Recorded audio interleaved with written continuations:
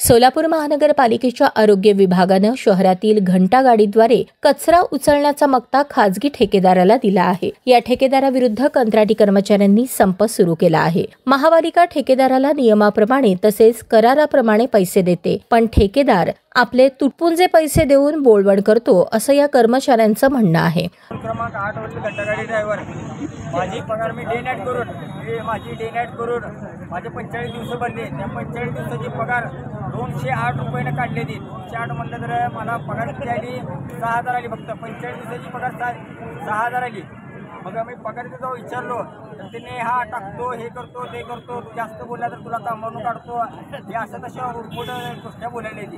कोण बोलतात? ठेकेदार जे आहे ती ठेकेदार जे आहे ती त्याने येऊन बोलते, असं करतात तसं करतात आणि म्हणते की 4-4 खेपा करा, 5-5 खेपा करा असं म्हणते ती। आणि किमान येतं मागायला तर कोण येते, हा देतो असं तसं बोलते ती।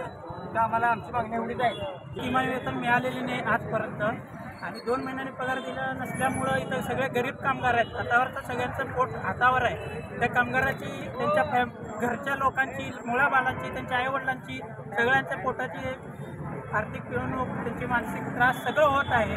आता पोराचं शिक्षणाचा खर्च आम्ही कसा करावा?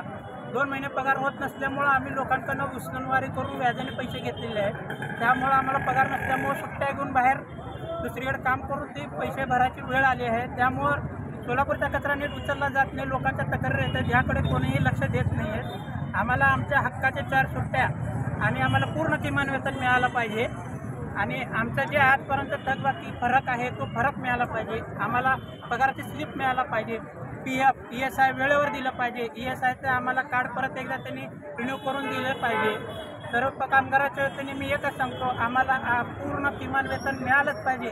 जोपर्यंत किमान वेतन मिळत नाही तोपर्यंत आम्ही बेमुदत संप करणार। विडी कामगार नेते विष्णू कानपुरी महाराज यांनी देखील घंटागाडी कर्मचाऱ्यांचा शासकीय नियमाप्रमाणे वेतन झाले पाहिजे असे म्हणत घंटागाडी कर्मचाऱ्यांच्या आंदोलनाला पाठिंबा दर्शवला आहे। घंटागाडी स्वच्छता कामगारांचा जो आंदोलन सुरू आहे, या बाबतीमध्ये भ्रष्टाचार विमुक्ती संघटनेचे महाराष्ट्र प्रदेश अध्यक्ष श्री भाऊसाहेब कांबळे यांनी मला निमंत्रण सांगितलं की आज इथं आंदोलन आहे, तुम्ही या।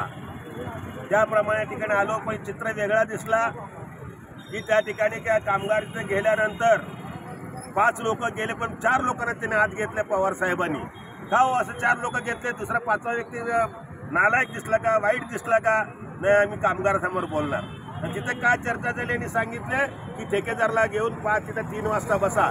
मी त्यांना सूचना केला, ठेकेदारला घेऊन बसू नका, तुमच्या जे मागण्या आहेत किमान वेतनाचे, PFचे जे मागण्या योग्य आणि एकदम चांगले म्हणजे ते बसा कायदेशीर आहेत, त्यामुळे ते मागण्या मान्य होईपर्यंत तुमच्यातले 5 लोक प्रतिनिधी निवडा आणि ते मागण्या मान्य करून घ्या।